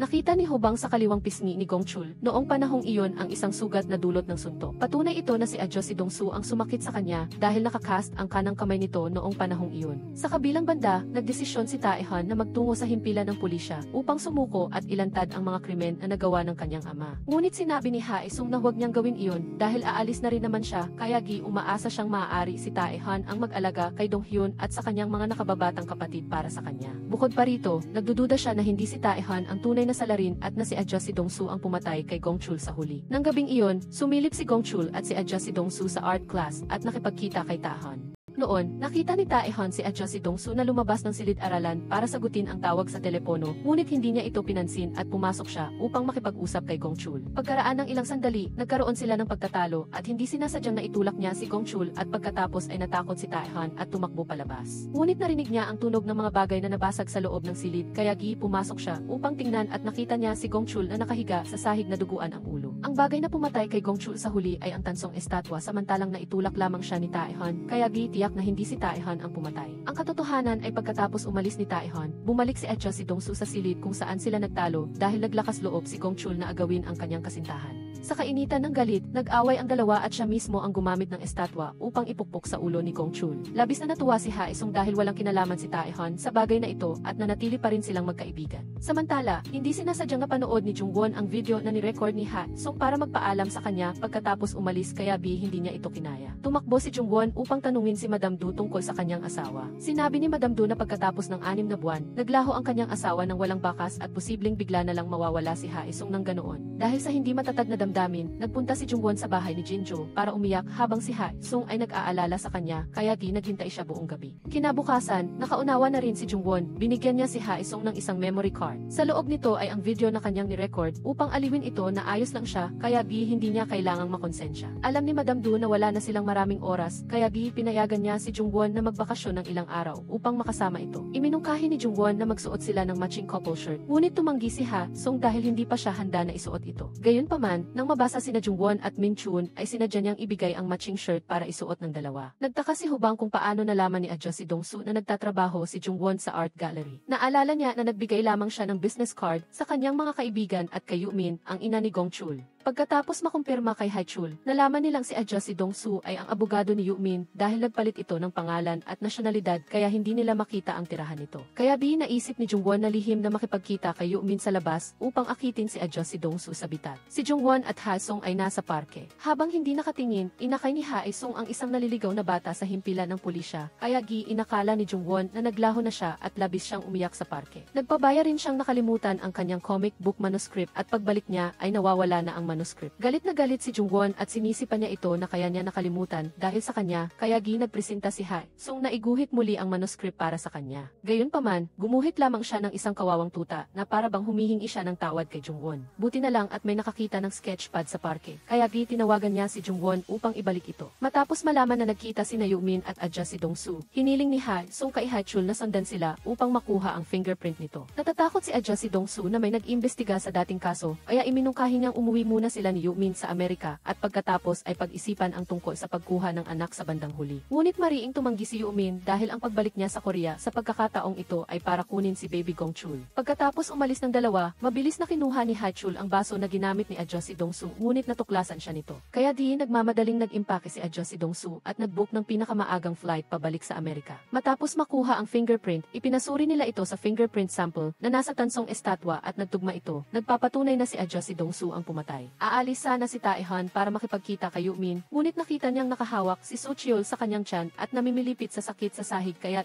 dali-dali niya itong dinala sa ospital. Sa sitwasyong ito, nalaman na rin ni Yumin ang sakit ni Sucheol na kailangan nitong maoperahan kaagad ng kidney transplant. Nalaman din ito ni Dongchul kaya iminungkahi niya kay Yumin na ilipat na ng ospital si Sucheol. Mas lalo itong ikinagalit ni Yumin at sinampal siya nito. Ang babaeng nakapulot ng comic book manuscript ni Jungwon ay labis na humanga sa estilo ng pagguhit nito, kaya iminungkahi niyang i-publish ni Jungwon ito bilang isang comic book. Gayunpaman, tumanggi si Jungwon dahil abala siya sa ibang bagay sa kasalukuyan. Galit na sinaway ni Hae Sung na baliw ito at sinabihan siyang agad na sumang-ayon sa babae, ngunit nagmatigas si Jungwon at ayaw. Naunawaan ni Min Chun ang dahilan kung bakit nagalit si Hae Sung ay dahil ayaw nitong mag-atubili si Jungwon dahil sa kanya. Kung sakaling maglaho siya bukas, gusto niya ring makita itong sumikat dahil sa kanyang talento. Sa kabilang banda, sinabi ni Hae Sung kay Jungwon na gusto siya ni Min Chun sa unang tingin kaya umaasa siyang magiging masaya siya sa tabi ni Min Chun pagkatapos niyang umalis. Dahil sa kalungkutan, hinila ni Jungwon sina Hubang at Jinjo upang uminom kasama siya at sinabi niya sa kanila na malapit nang maglaho si Hae Sung sa mundong ito. Nakita ni Min Chun ang paghihirap niya kaya inaliw niya ito na ang pinakamagandang bagay na magagawa nila para kay Hae Sung ay hayaan siyang makita na lahat sila ay nabubuhay ng maayos at dapat siyang gumugol ng mas maraming oras kasama si Hae Sung hanggang maaari. Samantala, ipinaalam ni Jung-in kay Hae Sung ang kalagayan ni Sucheol, kaya dali-dali siyang tumakbo upang tingnan ito. Nagsisisi rin si Hae Sung na nasabi niya ang mga masasakit na salita kay Jungwon kaya nangako siyang mamumuhay silang masaya hanggang sa kanyang pag-alis. Nalaman din ni Hubang ang tungkol dito kaya sinabihan niya si Hae Sung na manatili sa bahay ni Jungwon at inihanda pa niya ang gamit nito. Ganito, sila ay tulad ng magkasintahan na nagluluto ng magkasama at hinahatid pa ni Hae Sung si Jungwon sa trabaho tuwing umaga. Nagdesisyon na rin si Jungwon na sumang-ayon sa pag-publish ng comics ayon sa gusto ni Hae Sung. Ayon sa resulta, sina Haechul at Jung-in ay hindi tugma para sa kidney transplant ni Sucheol. Kaya, gusto ni Hae Sung na magpa-test upang tingnan kung tugma siya, ngunit sinabi ni Dongchul na hindi maaari dahil patay na siya. Pagkakataon na rin ito para ipaalam niyang malapit na siyang umalis at binati si Dongchul ng kaligayahan pagkatapos nilang ikasal. Hating gabi na nang lagnatin ng malubha si Sucheol, kaya labis na nag-alala si Jung-in. Nakita ito ni Dongchul mula sa labas, ngunit nag-aatubili siyang pumasok na ikinagalit ni Haechul dahil sa pagiging walang puso nito. Sinabi ni Yumin kay Jungwon na isusuko na niya si Gongchul at babalik na sa Amerika dahil sinabi ni adya si Dongsu na walang patutunguhan ang kaso. Ngunit bago iyon, humiling si Yumin kay Jungwon na hayaan siyang makasama si Gongchul ng isang araw bago umalis. Sa araw ng photoshoot para sa kasal, humingi ng tawad si Dongchul kay Seogon na hindi na niya ito maaaring pakasalan. Nagdesisyon siyang mag-donate ng kidney sa kanyang kapatid at sinabi pa niya ang tunay niyang pagkatao sa ina ni Seogon. Hinikayat ni Hae Sung si Dongchul na pagkatapos ng operasyon niya ay mag-inom sila ng magkasama. Sinabi ni Sucheol kay Jung-in na nang nagkaroon ng aksidente si Hae Sung, pumunta talaga si Dongchul sa bus na patungong Amerika. Inalok siya ng kanyang ama na sagutin ang kanyang pag-aaral sa ibang bansa, ngunit tumanggi si Dongchul noong panahong iyon dahil sa kanya. Hindi niya gustong pabayaan ang kanyang mga nakababatang kapatid. Ang restoran ni Hae Sung ay opisyal na ring nagbukas at matagumpay na isinagawa ang operasyon ni Sucheol gaya ng inaasahan. Salamat at pagkabukas pa lang ng restoran niya ay maraming na agad ang tumangkilik kaya walang tigil ang trabaho ng lahat. Pagkatapos ng trabaho, dinala ni Hae Sung si Jungwon para bumili ng matching damit at pagkatapos ay masiglang ipinagmalaki sa lahat na sila ay magkasintahan. Masayang-masaya sana si Jungwon at nagluto ng pagkain para kay Hae Sung ngunit naghintay siya buong gabi at nakita niyang lasing ito kasama ang grupo ng kanyang mga kaibigan pag-uwi. Agad siyang nagalit at pinapili siya kung sino ang pipiliin niya, siya o ang mga ito. Siyempre, pinili siya ni Hae Sung at nagbigay pa ng nakakakilig na eksena sa iba. Pumayag si Hachul na payagan si Yumin na dalhin si Gongchul para mamasyal ng isang araw at sinadya niyang pasundan sila kay adjust si Dongsu. Pagkatapos, naghanda na sina Hachul at Hubang para maghanap ng pagkakataon na dakpin si adjust si Dongsu habang wala pa itong kamalay-malay at nag-alok na sumakay sa Ferris wheel kasama ang bata. Pagkatapos, nagkunwari siyang pupunta sa banyo upang iligaw sina Hubang at Hachul na sumunod sa kanya. Sunod, dumaan siya sa ibang daan pabalik at inutusan si Yumin na bumili ng ice cream upang kidnapin si Gongchul. Sa kabilang banda, nagdesisyon si Minchun na magtrabaho sa ibang restaurant sa France sa susunod na linggo, ngunit baka hindi na siya maihatid ni Ha Sung sa huling pagkakataon. Umaasa si Minchun na magiging maayos ang negosyo ng kanyang restaurant at magiging masaya sila. Biglang naging transparent ang katawan ni Ha Sung kaya hindi niya mahawakan maging ang tasa ng tsaa, na ikinagulat ni Minjoon at Jungwon. Alam ng tatlo na malapit nang umalis si Ha Sung ngunit pinilit pa rin ni Ha Sung na maging kalmado, niyakap at inaliw si Jungwon. Sinabi ni Jungwon na noong nakita niya ang bituing bulalakaw, hiniling niya na makapiling siya habang buhay, ngunit marahil ang hiling niya ay hindi matutupad. Kaya gusto niyang magmahalan sila ng buong puso sa natitirang panahon. Pagkatapos bihagin si Gongju, tumawag si Dongsu para magbigay ng babala na kung gusto nilang maging ligtas ang bata ay hayaan siyang sumakay sa eroplano at umalis. Pagkatapos, nag-book siya ng tiket patungong Busan at hinayaang mag-isang pumunta si Gongchul doon. Sa kanilang pag-uusap sa telepono, ni-record ni Yumin ang tawag kay Ki pagkatapos marinig ni Ha Sung, nahulaan niya na magbubuk ito ng tiket patungong Busan. Kaya mabilis na natagpuan ng lahat si Gongchul sa bus. Samantala, habang naghahanda si adjust si Dongsu na sumakay sa eroplano, nakita siya ni Hubang at sinabihan siyang kusang loob na sumuko. Ngunit matigas pa rin ang ulo nito at sinabing nakita niya si Ha Sung na pumatay noong gabing iyon, ngunit pagkakita kay Ha Sung ay natakot siya at tumakas. Agad na hinabol ni Hubang at Ha Sung ngunit nasaksihan nila na nawalan ng kontrol si adjust si Dongsu sa manibela kaya nagdulot ng aksidente sa sasakyan. Pinilit ni Ha Sung siyang umamin sa pagpatay kung hindi ay hindi niya ito kukunin mula sa sasakyang malapit ng sumabog. Naghintay si Ha Sung hanggang sa magmakaawa ito para sa tulong. Pagkatapos ay ginamit lamang niya ang kaunting lakas upang basagin ang pinto ng kotse at mabilis na kinuha siya. Ang gusto lamang niya ay umamin si Dongsuk Tito Dongsuk na inosente siya upang maiwaksi ng kanyang mga kapatid at kaibigan ang kanilang sama ng loob. Sa wakas ay inamin ni Dongsuka ang pagpatay na nagpatunay ng pagiging inosente ni Ha Sung. Natupad ang mga kahilingan ni Ha Sung kaya nagpasya siyang sabihin sa kanyang mga kapatid ang tungkol sa nalalapit niyang pagkawala. Biglang dumating si Cha Gongpyo upang humingi ng tawad sa kanya dahil sa pagdulot ng aksidente upang itago ang pagkakasala ng kanyang anak. Pinakiusapan siya ni Ha Sung na aminin ang kanyang pagpatay kung hindi ay hindi niya ito hihilahin palabas ng sasakyan na malapit ng sumabog. Nang humingi ito ng tulong, ginamit lamang ni Ha Sung ang kanyang lakas upang basagin ang pinto ng kotse at hilahin ito palabas sa oras. Ang gusto niya lang ay aminin ni adjust si Dongsu na siya ay inosente upang maalis ang mga sama ng loob ng kanyang mga kapatid at kaibigan. Sa huli, inamin din ni adjust si Dongsu ang pagpatay kaya napawalang sala si Ha Sung. Natupad ang mga kahilingan ni Ha Sung kaya nagdesisyon siyang sabihin sa kanyang mga kapatid ang kanyang nalalapit na pagkawala. Biglang lumapit si Cha Gongpyo upang humingi ng tawad dahil nagdulot siya ng aksidente upang itago ang pagkakasala ng kanyang anak. Umiiyak siya at sinabing wala na siyang mukhang maihaharap sa kanya at nagdesisyon siyang sumuko upang tubusin ang kanyang kasalanan. Gayunpaman, sinabi ni Ha Sung na hindi na niya kailangang sumuko dahil ayaw na niyang may magdusa pa at gusto niyang wakasan na ang lahat ng ito. Sinabi rin niya kay Taehan na mayroon siyang nakatatandang kapatid na si Minchun kaya nagpunta ang dalawa sa restaurant upang hanapin ito. Nakonsensya siya sa pag-iwan kay Minchun at gugugulin niya ang natitirang bahagi ng kanyang buhay sa pagsisisi. Sinabihan ni Jungwon si Ha Sung na mamasyal kasama ang kanyang mga kapatid dahil inubos niya ang lahat ng oras nito kaya oras na para makasama niya ang kanyang pamilya. Kaya nag-outing ang 5 magkakapatid. Nahihiya si Ha Sung ngunit pagkaraan lang ng ilang sandali, umiyak ng malakas ang kanyang mga kapatid dahil hindi nila matiis na umalis siya. Inanunsyo ni Jinjo at Hubang na magpapakasal na sila at sinabi rin ni Taehan na nagkabalikan na sila ni Jung-in. Napakasaya ni Ha Sung na magkaroon ng ganitong mga kaibigan. Pinayuhan niya si Hubang na huwag sumuong sa panganib para lang hulihin ang mga kriminal. Pinayuhan din niya si Taehan na pangalagaan ang kanyang kalusugan at si Muwon na maging mas sensitibo. Dinala ni Jungwon si Ha Sung sa bookstore upang tingnan ang comic book na napublish niya at sumulat pa siya sa aklat na iniaalay niya ito sa taong mahal niya, si Ha Sung.